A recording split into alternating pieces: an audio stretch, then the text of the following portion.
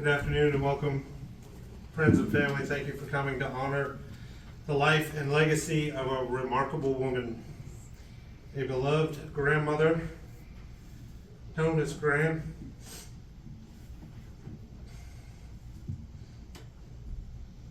As you well know, she was full of love, strength, and had a strong faith. Today, as we say our final goodbyes, let's take a moment to reflect on a few of the many beautiful memories that we all share with her.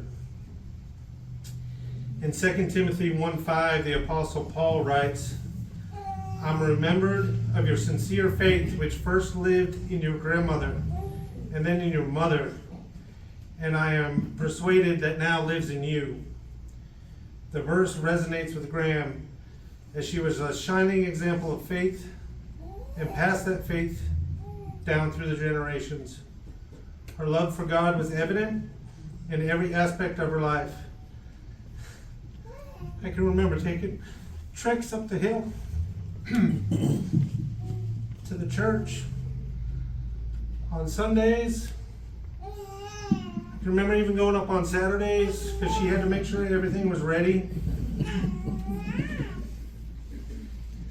I remember one specific Sunday, I didn't want to go, and I wanted to go swing on the swing set instead. She reminded me that, Chad, everybody parks in that little cut right there and it looks down over the swing set. Everybody's going to know that you skipped out on church. Needless to say, I went to church. One of the best memories I have of Grammie is her delicious homemade donuts. Her kitchen was always filled with the smell of freshly baked treats. The donuts, not just a special treat for all of us, but a symbol of her love, her nurturing spirit. She poured her heart into everything that she made, making sure that every bite brought joy to everyone who had the privilege of tasting them. Who could forget at Easter? She was the master of hiding Easter eggs. She turned every hunt into an adventure. Her playful spirit and her mischievous smile lit up the room as we searched high and low for the eggs. I recall one Easter, there were 2 eggs not found. And in walks Uncle Den. Let me show you guys how it's done. He went straight to the flour bin. For me, that flour bin was about that tall. Graham yelled at him, "Get your hands out of my flour." I still don't know that those eggs were ever found.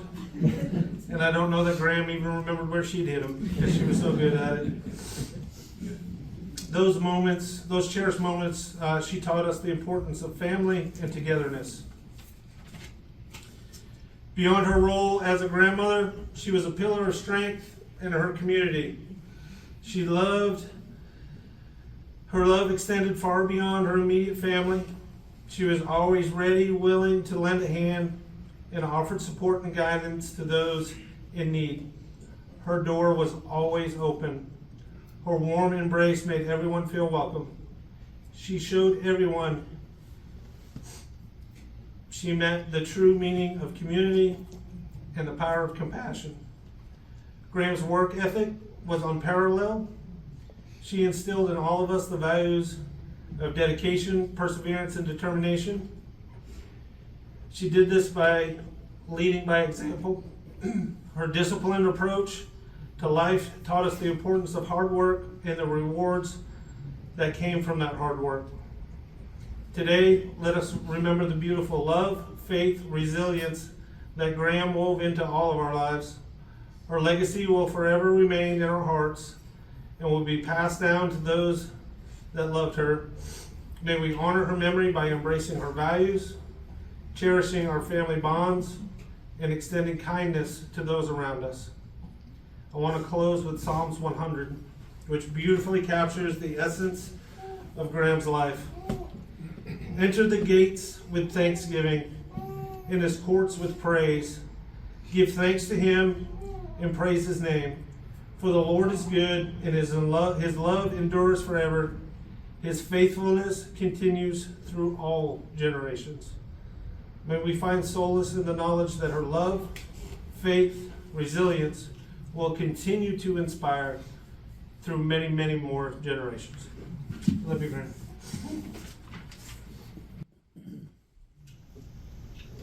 So, I guess I'm just going to start off with a time that I remember about her.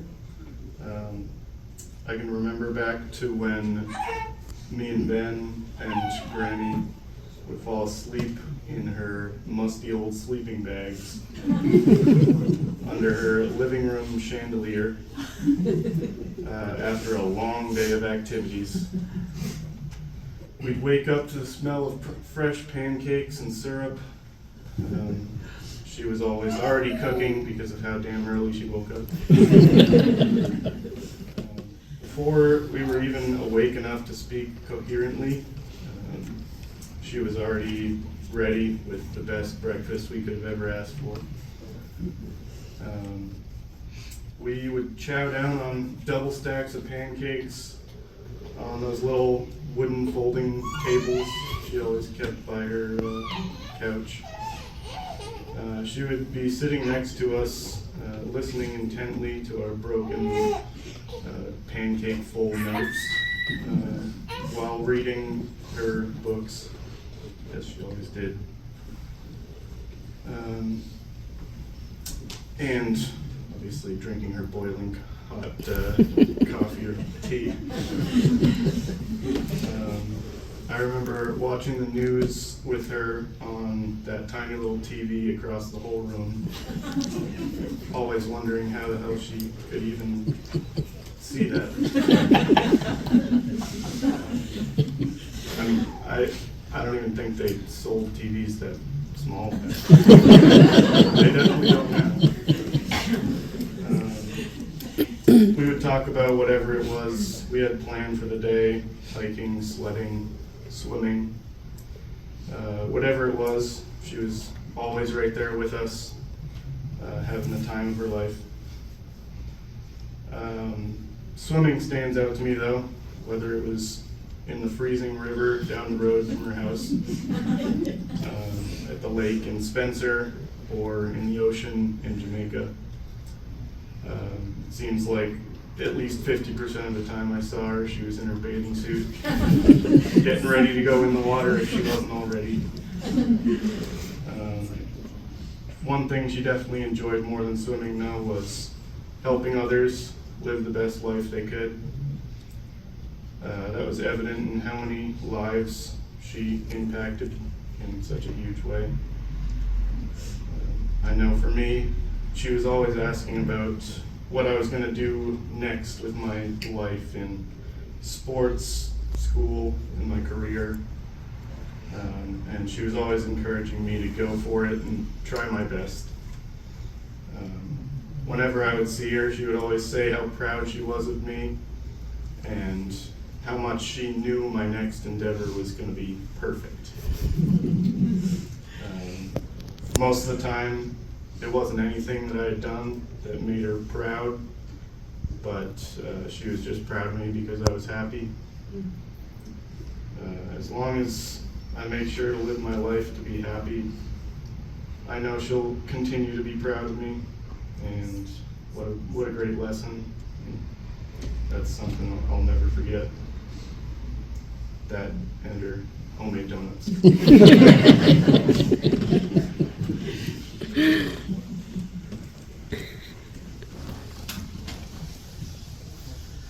Good afternoon. Thank you all for coming.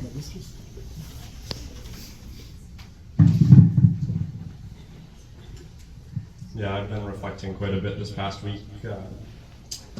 Recalling all kinds of fun memories with Graham. And what I've realized, other than how poor my memory is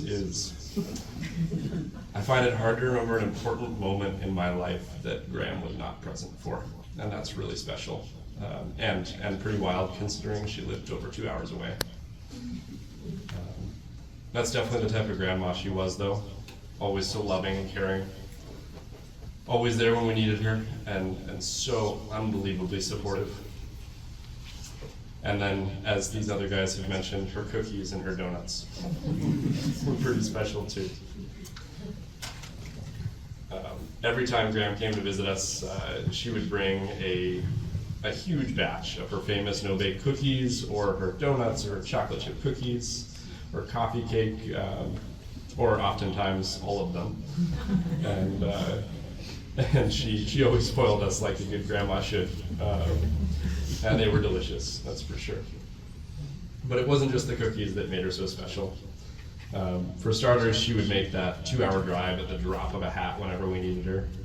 She'd be right there next to us on the floor, playing games or watching some Disney movie like 6 times in a row,